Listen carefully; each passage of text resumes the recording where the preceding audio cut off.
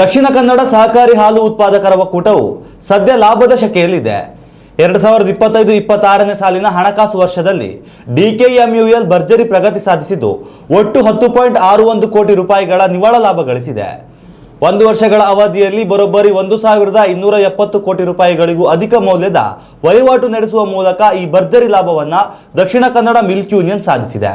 ಈ ಮೂಲಕ ಈ ಸಾಲಿನಲ್ಲಿ 8.18% ಅಭಿವೃದ್ಧಿ ಸಾಧಿಸಿದ್ದೇವೆ ಎಂದು ದಕ್ಷಿಣ ಕನ್ನಡ ಸಹಕಾರಿ ಹಾಲು ಒಕ್ಕೂಟದ ಅಧ್ಯಕ್ಷ ರವಿರಾಜ್ ಹೆಗಡೆ ಮಾಹಿತಿ ನೀಡಿದರು. ದಕ್ಷಿಣ ಕನ್ನಡ ಸಹಕಾರಿ ಹಾಲು ಒಕ್ಕೂಟವು ಪ್ರತಿದಿನ 3 ಕೋಟಿ ರೂಪಾಯಿಗಳಿಗೂ ಅಧಿಕ ಮೊತ್ತದ ವಹಿವಾಟು ನಡೆಸುತ್ತದೆ. ಕೇವಲ ಲಾಭ ಗಳಿಕೆಯಷ್ಟೇ ಅಲ್ಲದೆ ಲಾಭದ ಪಾಲನ್ನು ರೈತರಿಗೆ ತಲುಪಿಸುವಲ್ಲಿ ಒಕ್ಕೂಟ ಯಶಸ್ವಿಯಾಗಿದೆ.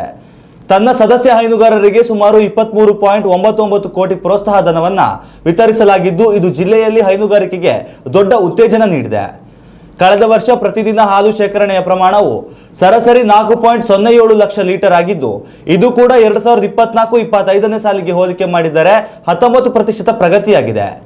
ಸದ್ಯ 51,693 ಸಕ್ರಿಯ ಸದಸ್ಯರನ್ನು ಹೊಂದಿರುವ ಈ ಒಕ್ಕೂಟವು ಹೈನುಗಾರರು ಸರಬರಾಜು ಮಾಡಿದ ಹಾಲಿಗೆ ಅನುಗುಣವಾಗಿ ಲೀಟರ್ಗೆ 1.50 ರೂಪಾಯಿ ಪ್ರೋತ್ಸಾಹಧನ ರೂಪದಲ್ಲಿ ನೀಡುತ್ತಿದೆ.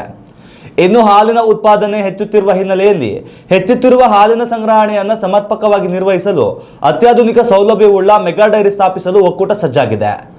ಮಾರುಕಟ್ಟೆಯಲ್ಲಿ ತನ್ನದೇ ಆದ ಬ್ರ್ಯಾಂಡ್ ಮೌಲ್ಯ ಹೆಚ್ಚಿಸಲು ಸ್ವಂತ ಐಸ್ ಕ್ರೀಮ್ ತಯಾರಿಕಾ ಘಟಕವನ್ನು ಆರಂಭಿಸುವ ಯೋಜನೆಯು ಪ್ರಗತಿಯಲ್ಲಿದೆ. ನೀರಿನ ಬಾಟ್ಲಿಂಗ್ ಘಟಕಗಳ ಸ್ಥಾಪನೆಗೆ ಆಡಳಿತ ಮಂಡಳಿ ಯೋಜನೆಯ ಅನುಷ್ಠಾನಕ್ಕೂ ತಯಾರಿ ನಡೆದಿದೆ ಎಂದು ರವಿರಾಜ್ ಹೆಗಡೆ ಮಾಹಿತಿಯನ್ನು ನೀಡಿದ್ದಾರೆ. ಉತ್ತಮ ಸಂಸ್ಕಾರಯುತ ಶಿಕ್ಷಣದೊಂದಿಗೆ VSS English medium CBSE school Udupi Muddur. ನರ್ಸರಿಯಿಂದ 10ನೇ ತರಗತಿವರೆಗೆ ಶಿಕ್ಷಣದ ಜೊತೆಗೆ 5ರಿಂದ 10ನೇ ತರಗತಿವರೆಗಿನ ವಿದ್ಯಾರ್ಥಿನಿಯರಿಗೆ ಉತ್ತಮ ಹಾಸ್ಟೆಲ್ ಸೌಲಭ್ಯವೂ ಇದೆ. ನಿಮ್ಮ ಮಕ್ಕಳ ಪ್ರವೇಶಾತಿಗಾಗಿ ಈ ಸಂಖ್ಯೆಗೆ ಕರೆ ಮಾಡಿ.